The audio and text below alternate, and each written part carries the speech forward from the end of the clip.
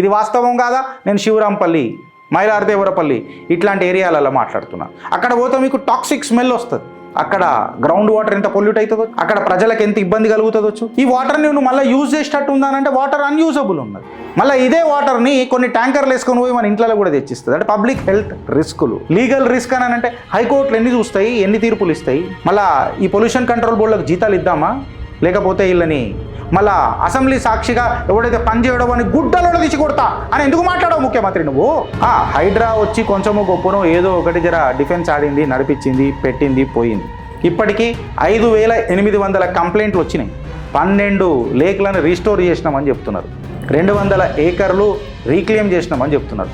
Okay, కబ్జాకి గురైన చెరువులను హైడ్రా కొంచెము గొప్పను రంగనాథ్ గారి నేతృత్వంలో చేసిరని అనుకుందాం. కాకపోతే ఈ అడ్డమైన డ్రైనేజు, ఈ కెమికల్ పొల్యూషను, దీనికి మళ్ళీ విరుగుడైంది, ఈ ఎస్టీపీ సెటప్లు ఏంది?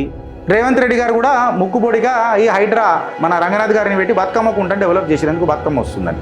బట్ మిగతా చెరువులకు ఏమైందనంటే కంకిల పొట్టి ఇప్పటిదాకా ఏం కాలేదు. వార్నింగ్ సైన్లు వచ్చినా, చచ్చిపోయిన ఫిష్లు కనిపించినా, మునిగిపోతున్న చెరువులు కనిపించినా, పబ్లిక్ హెల్త్ రిస్కులు కనిపించినా, పాయింట్ ఏంటంటే ఇవి మళ్ళీ మనకు చెరువులు పునః జీవం పోసుకోలేవని తెలిసిన ఒక సిస్టమ్ రిఫార్మ్ అనేది శూన్యమైపోయింది.